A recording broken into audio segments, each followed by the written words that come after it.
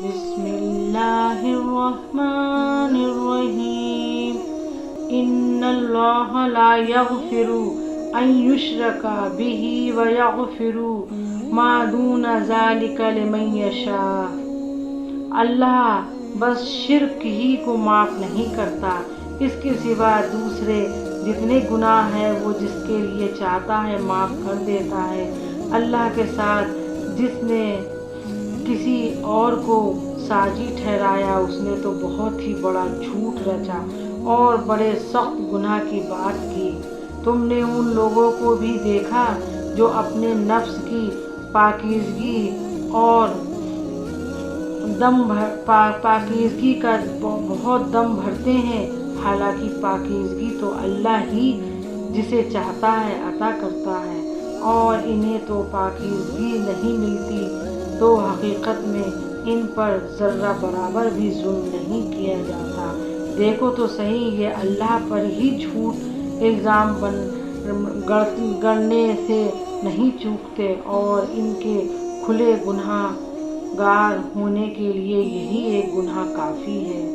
کیا تم نے ان لوگوں کو نہیں دیکھا جنہیں کتاب کے علم میں سے کچھ حصہ دیا گیا، اور ان کا حال یہ ہے کہ انکار کرنے والوں کے بارے میں کہتے ہیں کہ ایمان لانے والوں سے تو یہ زیادہ صحیح راستے پر ہیں۔ ایسے ہی لوگ ہیں جن پر اللہ نے لعنت کی ہے، اور جس پر اللہ لعنت کر دے پھر تم اس کا کوئی مددگار نہیں پاؤ گے۔ کیا حکومت میں اس کا کوئی حصہ ہے؟ اگر ایسا ہوتا تو یہ دوسروں کو ایک پھوٹی کوڑی تک نہ دیتے۔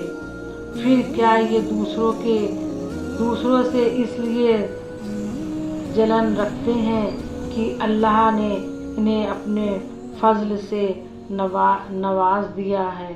اگر یہ بات ہے تو انہیں معلوم ہو کہ ہم نے تو ابراہیم کی اولاد کو کتاب اور حکمت دی اور ملک زمین بخش دیا۔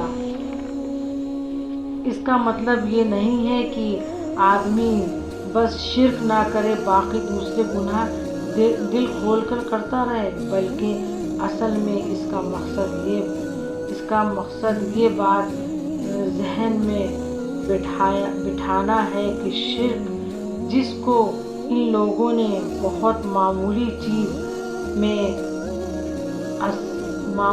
چیز سمجھ رکھا تھا، تمام گناہوں سے بڑا گناہ ہے، یہاں تک کہ اور گناہوں کی معافی تو ممکن ہے مگر یہ ایسا گناہ ہے کہ معاف نہیں کیا جا سکتا۔ اللہ تعالیٰ ہمیں شرک سے محفوظ رکھے۔ وآخر دعوانا الحمد للہ رب العالمین۔ اللہ